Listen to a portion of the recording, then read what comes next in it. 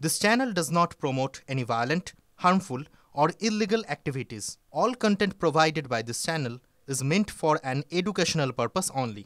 বাহ, এবার হয়েছে স্বাদ। হ্যাঁ, অপূর্ব স্বাদ। MDH এর চাঙ্কি চাট মশলা, জীবনে আসল স্বাদ জাগলো। আসল মশলা yes MDH।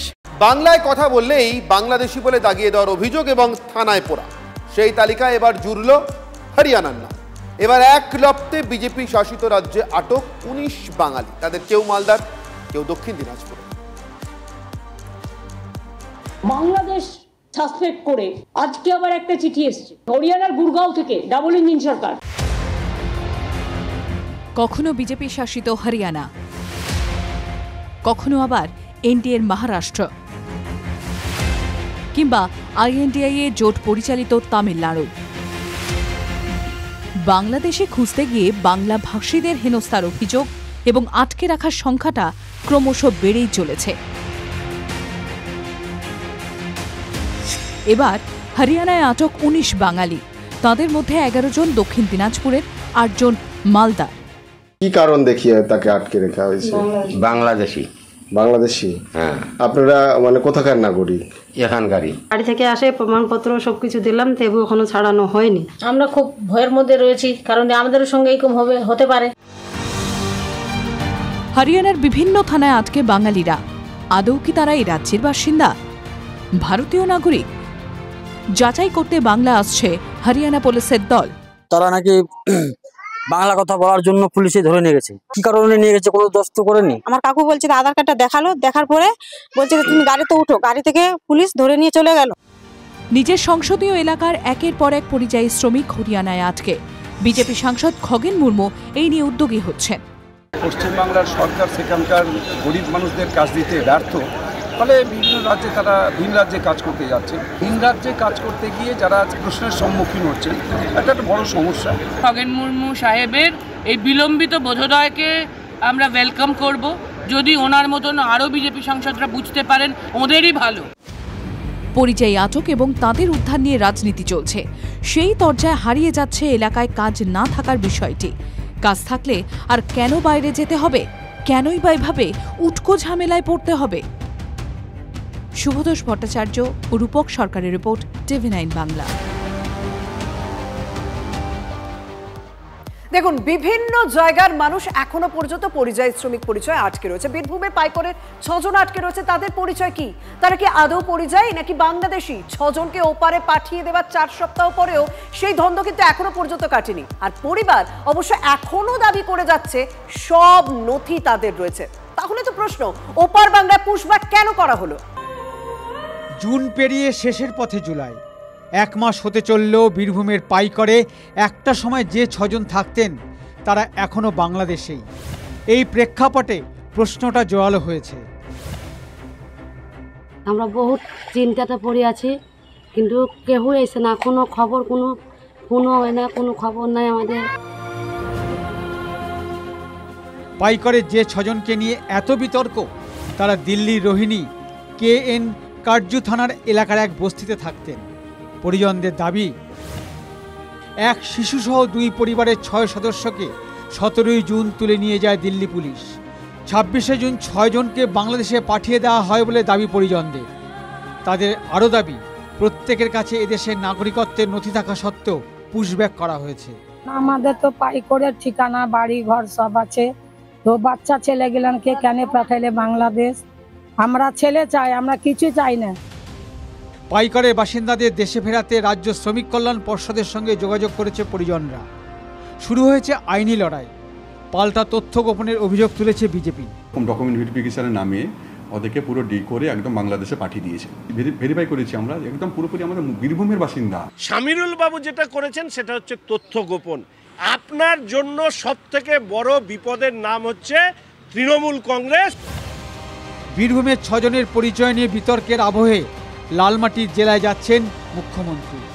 27 জুলাই থেকে ভাষা আন্দোলনের ডাক দিয়েছেন তিনি। কিন্তু এই জেলার 6 জন পরিযায়ী শুধু বাংলাভাষী না আদতে বাংলাদেশি, সেই পরিচয় এখনো স্পষ্ট হলো না। বীরভূম থেকে হিমাদ্রি মণ্ডলের রিপোর্ট, TV9 বাংলা। বীরভূমের 6 জনের পরিচয় নিয়ে এখনো অনেক প্রশ্ন, অনেক ধাঁধা। তবে চন্দ্রকোনার হানিফ শেখকে নিয়ে কোনো বিভ্রান্তি নেই। তিনি পরিযায়ী, কিন্তু তিনি এ রাজ্যেরই বাসিন্দা। কিন্তু কেন তাকে পরিযায়ী হতে হলো?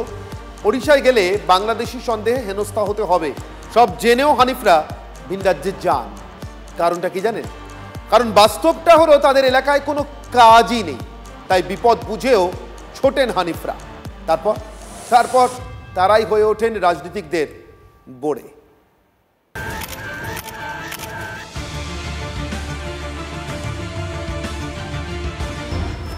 हमारा इधर से फार्मर लोग बेच रहे हैं और आप हमारा बंगाली लोगों को ऊपर अत्याचार करते हैं।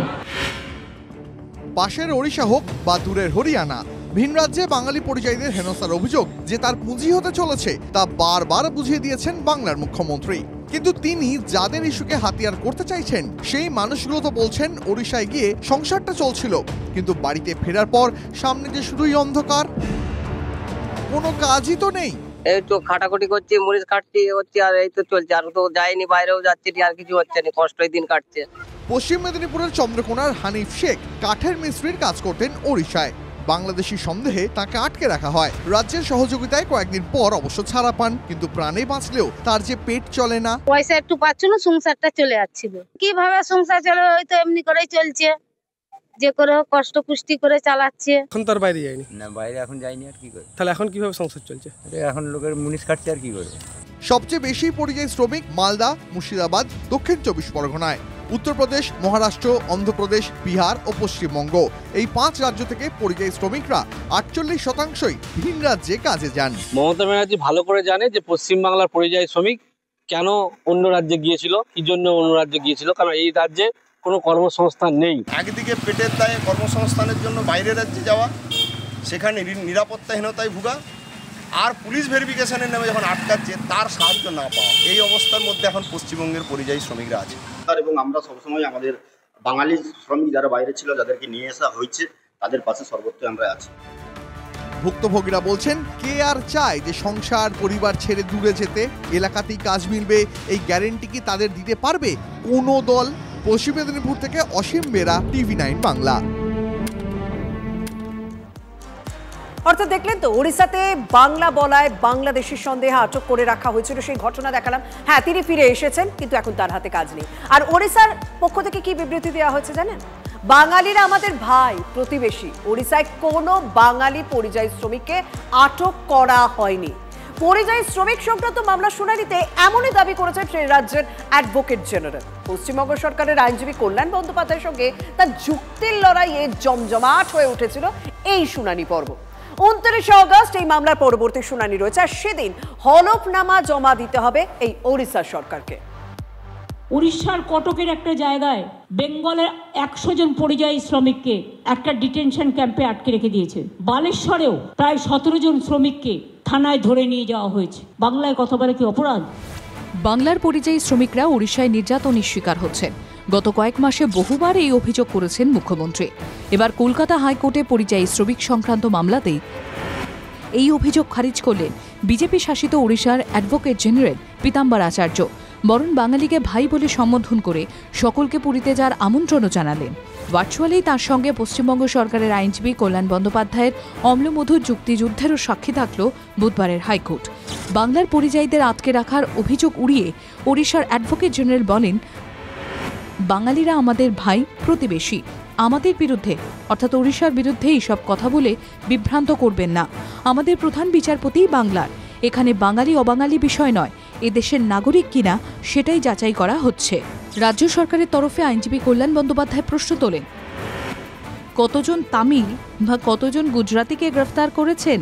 বেছে বেছে কেন বাঙালিদেরই নাগরিকত্ব যাচাই করা হচ্ছে? ওড়িশার অ্যাডভোকেট জেনারেল বলেন, কোনো গ্রেফতার হয়নি। ফরেনার্স আইন অনুযায়ী যাদের নাগরিকত্ব নিয়ে সন্দেহ তৈরি হচ্ছে, একমাত্র তাঁদেরই জিজ্ঞাসাবাদ করা হচ্ছে, যাচাই করা হচ্ছে। এটা তো আইন অনুযায়ী করা হচ্ছে। রাজ্য সরকারের আইনজীবী প্রশ্ন তোলেন, হঠাৎ করে কেউ বিদেশি হয়ে গেলেন কি করে? ওড়িশা সরকারের সন্দেহের ভিত্তিটাই বা কি? 400 জন বাঙালিকে গ্রেফতার করা হয়েছে।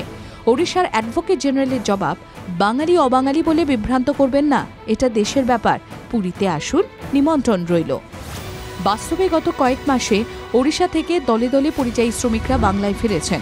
বাংলায় কথা বলার জন্য নির্যাতনের শিকার হয়েছেন বলে অভিযোগ করেন অনেকে। আবার নাগরিকত্ব যাচাইয়ের কথা বলে অনেককে আটক করারও অভিযোগ উঠেছে। ওড়িশাতে বাঙালি পরিযায়ী শ্রমিকদের গ্রেফতার না আটক করা হয়েছে। আগামী শুনানিতে ওড়িশার অ্যাডভোকেট জেনারেলকে বিস্তারিত হলফনামা দেওয়ার নির্দেশ দিয়েছে ডিভিশন বেঞ্চ। মামলার পরবর্তী শুনানি আগামী 29 অগস্ট। শ্রাবন্তী সাহার রিপোর্ট, TV9 বাংলা। পেটের টানে উলুখাগড়াদের কাজ করতে যাওয়া আর প্রাণের দায়ে পালিয়ে আসা দেখলেন। রাজায় রাজায় যুদ্ধ, মানে আদালতের ভিতরে দুই রাজ্যের সরকারের তরজা লড়াই দেখলেন। এবার রাজা যখন আছে তখন রাজনীতি থাকবে বই কি, রাজনীতির তরজাও দেখায়।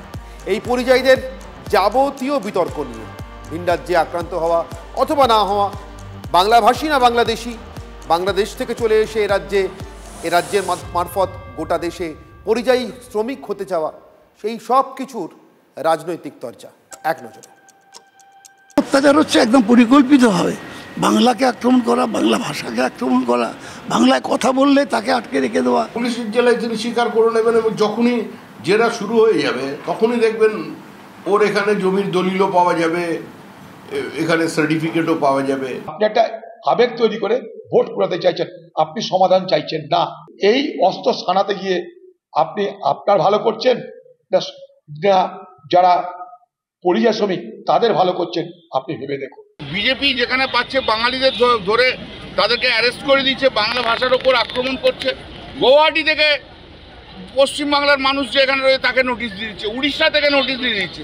অমিত শাহ কি ভাবছে কি বাঙালিদের ভয় দেখানো যায়? যেভাবে হেনস্থা করা হচ্ছে এর বিরুদ্ধে রুখে দাঁড়ানোর কোনো বিকল্প নেই এবং এই সুযোগগুলো পাচ্ছে তৃণমূলের নেতৃত্বে নানান অপকর্ম হচ্ছে, তার কারণে সুযোগটা দিল্লি বেশি পাচ্ছে। এখন ছোলা হোক বা বরবটি দানা, সাদা চানা হোক বা কালো, সব রান্নাই হবে অসাধারণ।